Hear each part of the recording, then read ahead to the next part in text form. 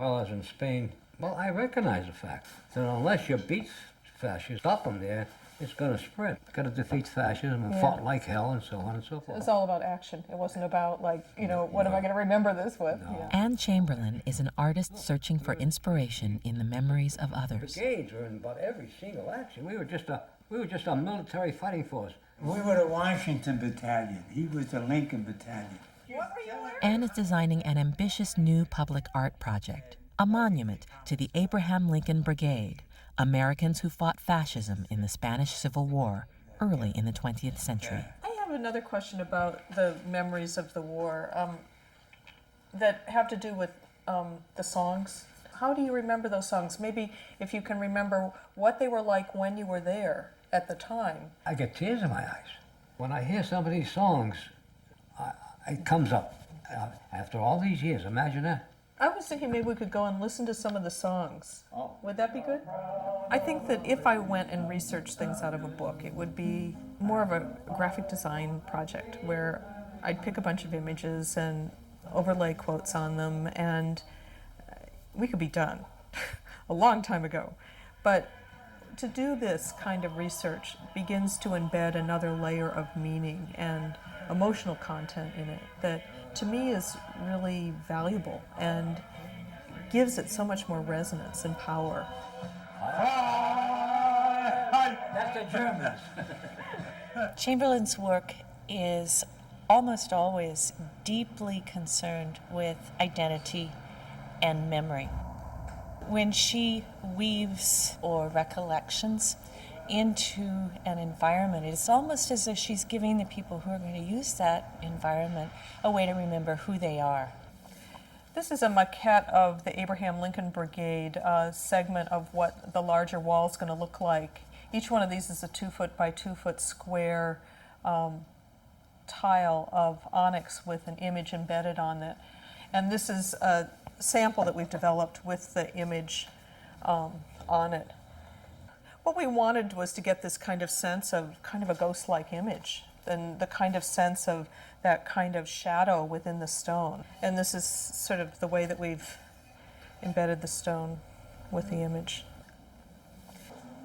Over 2 decades of creating art on a public scale, Anne has learned to master any material her concept requires. To commemorate the San Francisco Public Library's shift from card catalogs to computer search engines, Anne and another artist literally wallpapered 3 floors with discarded cards. Each card carries a handwritten citation, 50,000 in all. And we paid people, we actually paid people $1 a card to do this. It was kind of a word-of-mouth kind of project where we had a lot of students working on it, we had people from the library working on it, and it just sort of fanned out. Oh, you weak, beautiful people who give up with such grace. What you need is someone to take hold of you gently with love and hand it back to you like something gold you let go of. And I can. That's Tennessee Williams' Cat on a Hot Tin Roof. I mean, there's so many here that I've never seen. To remember them all would be completely impossible. Anne's fascination with the people and events that have shaped an institution has enabled her to transform even the most utilitarian sites into thought-provoking environments. One thing that had consistently interested me about the San Francisco General Campus were the old buildings on the campus and the beautiful old brickwork. In the brickwork are these little Red Cross crosses that sort of come out from the patterning of brick. They actually tattooed the meaning of the building into the brickwork. I found these historic images of kids from Potrero Hill. They were taken in 1905, and I had some kids from that neighborhood who lived there in 1995 and photographed them in very similar poses. So it gave this kind of parallel sense of history and time and change.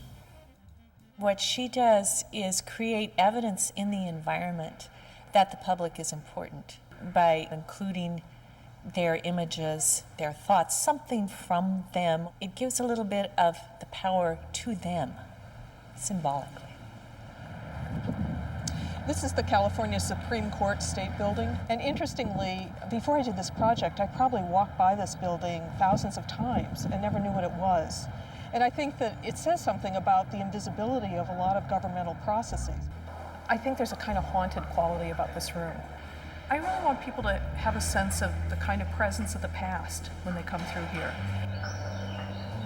This is the original handwritten Constitution of the state of California, and it's written in Spanish, Artículo Derecho de Sufragio. The people are really what makes the justice system. These people that are on the wall, they're just citizens of California. You can't point at them and say, oh, that's a famous person. That's important, and that's something to know, that we really are, we as citizens have that kind of power. It's sort of like I always think about art as being like a magic carpet, and you want to be able to make it float without seeing the wires and the, the cords that are making it float. So it's that kind of thing. You want to create that experience of levitation.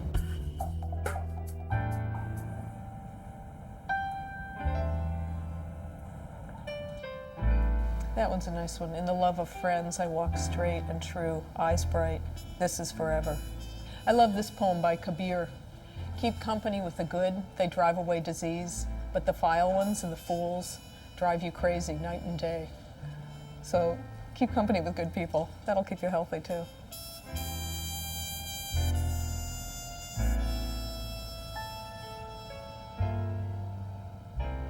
I was treated for cancer in this building, and that was sort of the inception of the project for me, because every day I would come by this very barren courtyard that was mostly concrete.